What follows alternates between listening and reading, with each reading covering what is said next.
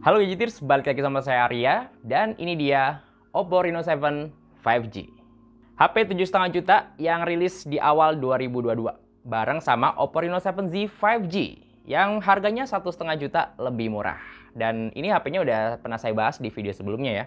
Di generasi sebelumnya, yaitu Oppo Reno 6 5G, itu sempat dipuji banyak orang, karena ngusung desain yang retro dan ngotak. Masih pertama lah buat HP Android ya waktu itu. Tapi sekarang di Oppo Reno 7 5G, kok malah pakai desain yang kayak HP-HP pada umumnya ya, yang ngelengkung di sisi kiri kanan. Malah yang ngotak itu ada di Reno 7Z 5G.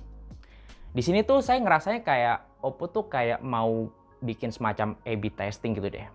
Kayak pengen tahu gitu, orang Indonesia sebenarnya lebih suka sama desain yang ngelengkung di kiri kanan tapi enak dipegang, atau desain ngotak yang emang kelihatan lebih cakep. Kalau untuk desain, Oppo emang paling serius ya. Apalagi di seri Reno 7 5G ini. Sekarang tuh bobotnya jadi lebih enteng dari yang sebelum-sebelumnya. Tapi masih bisa nambah beberapa hal. Kayak kapasitas baterai yang nambah dari 4300 ke 4500 mAh. Terus masih bisa nambah jack audio 3,5 mm plus slot SIM yang sekarang udah triple. Jadi bisa pakai 2 SIM card plus micro SD sekaligus. Terus yang baru di lapisan bodi belakangnya juga. Kata Oppo sih ini dibuat pakai teknologi LDI atau Laser Direct Imaging.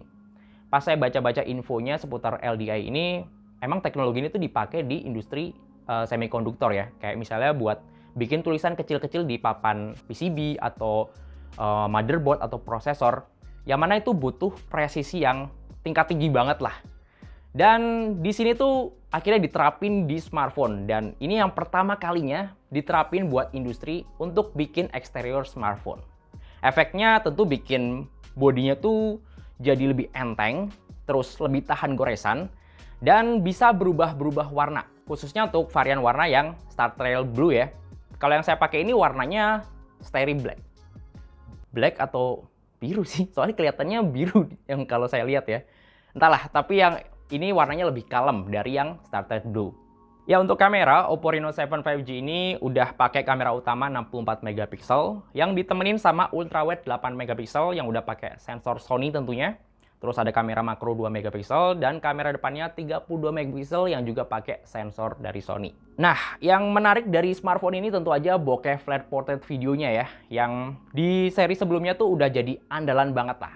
Dan di sini tuh lebih disempurnain lagi, terutama dari segi AI-nya. Ini cocok banget sih buat Anda yang emang demen bikin video-video estetik bin sinematik gitu, buat konten di TikTok.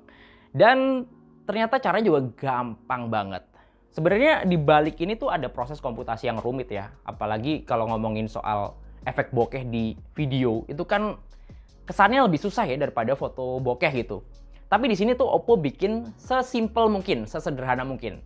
Ya, sesimpel pilih filter dan rekam gitu. Dan yang menariknya, fitur bokeh flat portrait video ini juga bisa dipakai di kamera belakang plus kamera depan. Kan biasanya tuh kalau kamera depan lebih sering banyak limitasinya ya. Nah, di sini tuh bisa dipakai di semua kameranya lah. Terus ada juga fitur AI highlight video, yang mana ini kepake banget buat bikin video di kondisi yang backlightnya itu cukup ekstrim gitu. Tapi kalau mau dipakai malam-malam juga lebih menarik, karena fitur ini tuh bikin warna objeknya tuh jadi lebih hidup ya, jadi lebih berwarna gitu.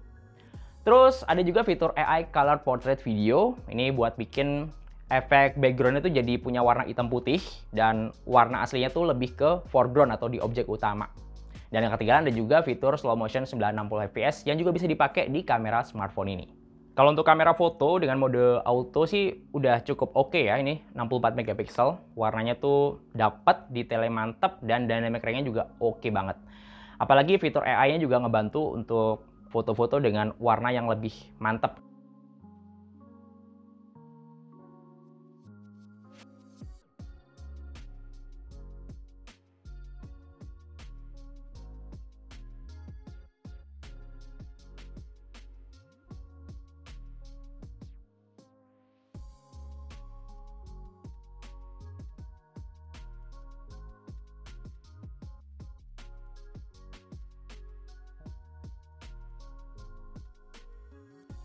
Untuk lensa ultrawide juga berlaku fitur AI-nya.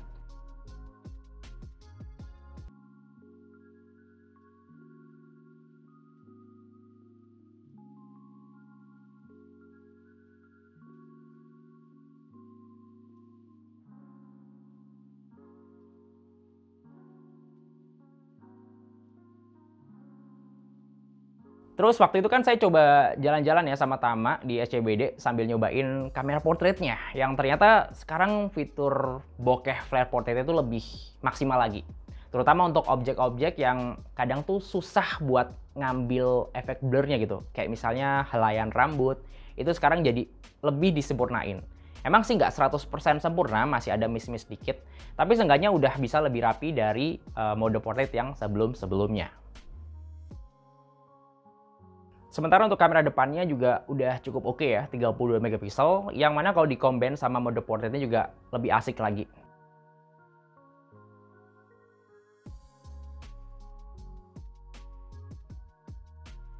Fitur bokehnya juga nggak kalah seru dari kamera belakang, dan sekarang yang menariknya tuh bisa foto selfie dengan efek bokeh rame-rame.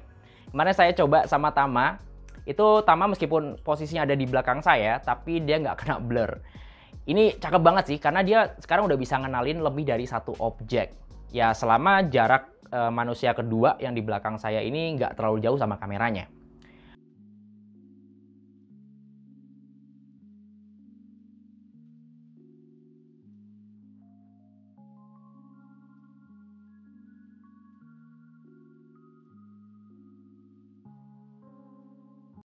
Ya, sekarang saya lagi ada di daerah Sudirman nih.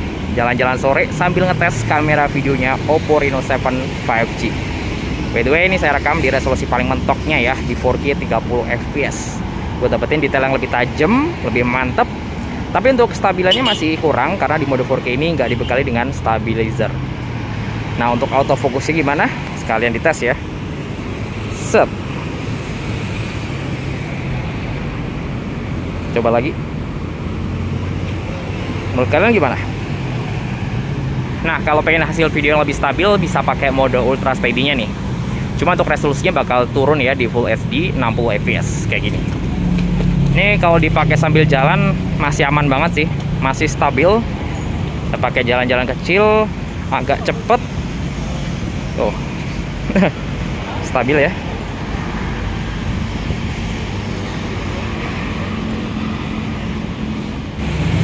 Kalau dipakai buat ngevlog harusnya udah cukup oke ya, karena kamera depan ini tuh udah dibekali dengan mode ultra steady.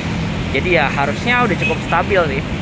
Ini saya jalan-jalan rekam video pakai kamera depan dan nggak pakai gimbal, nggak pakai stabilizer, cuma pegang pakai tangan doang nih. Nggak gitu goyang banget kan.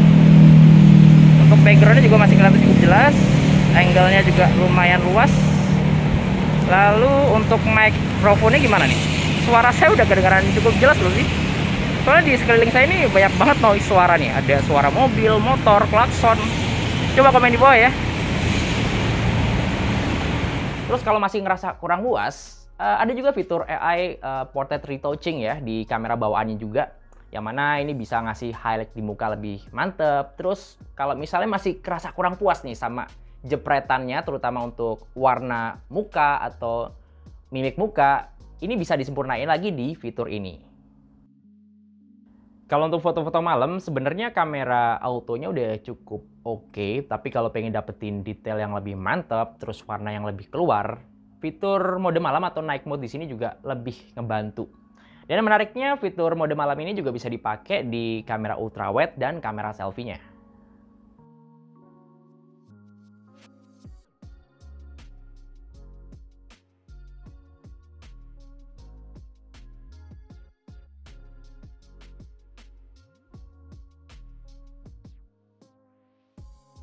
Ngobrolin performa, di sini Oppo masih pakai mesin yang sama ya, kayak di seri sebelumnya, yaitu Reno 6 5G. Masih pakai Dimensity 900 5G ya namanya. Ya untuk performanya sih udah cukup oke buat ngerjain tugas-tugas yang basic sampai dipakai main game yang berat. Ini saya pakai buat main PUBG Mobile, udah bisa main di 60 fps lah, pakai settingan Smooth Extreme. Yang mana ini udah cukup smooth, udah cukup halus buat gerakin karakter dan butuh kecepatan tangan di game ini. Terus kontrol gyronya juga udah nggak pakai delay ya, udah aman banget lah buat main PUBG Mobile.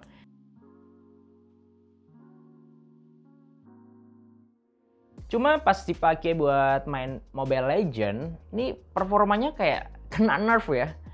Emang sih bisa main di settingan high dengan frame rate yang cukup tinggi di 60 fps. Cuma sepanjang permainan tuh pergerakan FPS-nya naik turun dari 45 ke 60 dan ini cukup ngeganggu sih. Tapi yang saya rasain sebenarnya Dimensity 900 ini tuh emang belum teroptimize dengan maksimal di game ini. Jadi ya kalaupun segera ada update ya harusnya sih bakal bisa diperbaikin lah performanya.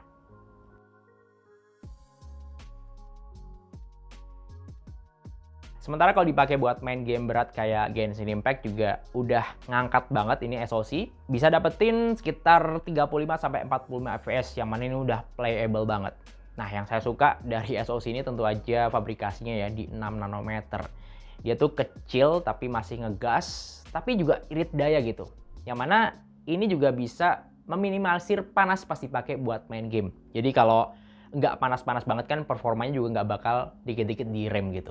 Sebenarnya kalau pengen meres mesin performanya lebih gaspol lagi, di Oppo Reno 7 5G ini juga ada game mode ya yang bisa diaktifin kapan aja gitu. Bisa dapetin FPS yang sedikit lebih tinggi sih. Ya paling di kisaran nambah 3-4 FPS.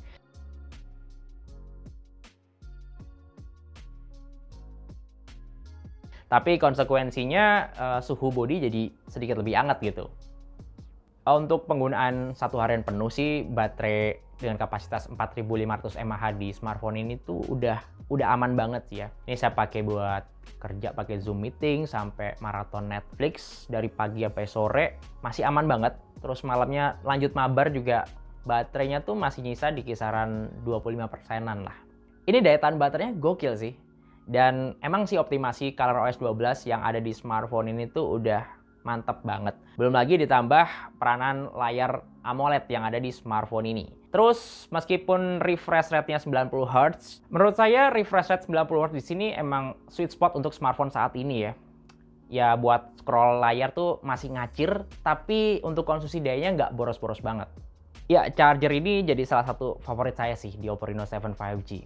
Karena udah pakai SuperVOOC 65 watt, yang juga udah include di box penjualannya. Kalau untuk kecepatan sih emang udah ngacir banget ini.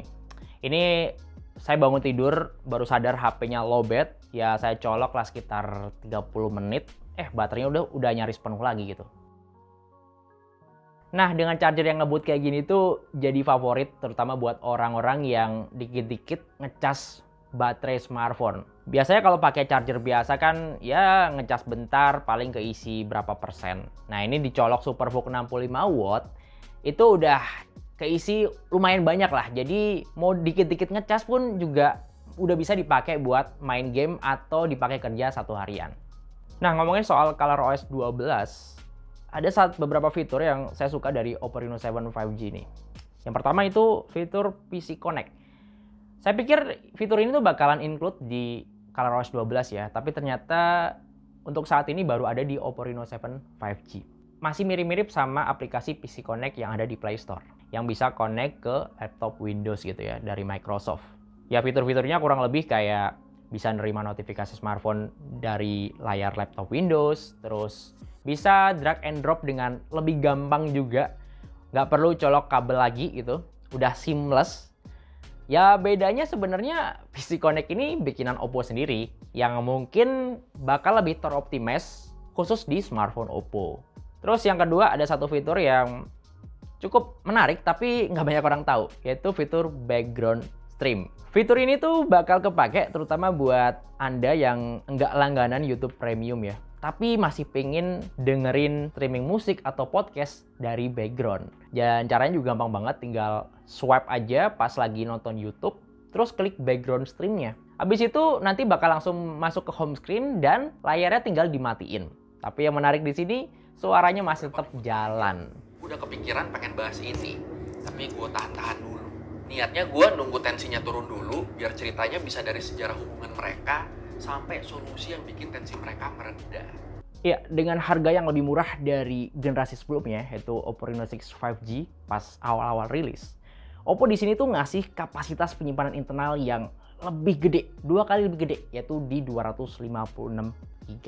Cuma saya ada beberapa catatan sih yang menurut saya kok kayak kurang gitu ya untuk HP dengan harga 7,5 juta. Ya bisa dilihat lah dari speakernya yang masih mono gitu. Jadi ya kerasa kurang greget gitu buat nonton atau dipakai buat dengerin lagu, terus nggak ada OIS, dan nggak ada sertifikasi IP rating gitu untuk tahan air atau tahan debu. Oh ya, selain ngenalin Oppo Reno 7 series 5G, Oppo juga nge-launching smartwatch yang lagi saya pakai ini nih. Ini namanya Oppo Watch Free. Ini bukan berarti free ya, atau gratis dibanding smartphone ya. Ini namanya doang free. Tapi untuk ukuran smartwatch keluaran sekarang, fitur-fiturnya udah cukup kekinian. Kayak layarnya udah AMOLED, terus fitur-fitur untuk monitor data kesehatan juga cukup lengkap ya. Mulai dari monitor detak jantung sampai saturasi oksigen. Dan tentunya yang kalah menarik yaitu di baterainya, yang kata Oppo sih bisa tahan sampai 2 minggu. Oke, semoga video ini bisa ngasih referensi buat Anda yang masih bingung mau beli Oppo Reno 7 5G. Untuk ngecek spek lengkap dan link pembelian smartphone ini, seperti biasa, Anda bisa cek linknya di kolom deskripsi di bawah video ini ya. Ya, terima kasih udah nonton video ini dan sampai ketemu di video berikutnya. HP 7,5 juta. Ya, harusnya udah cakep sih.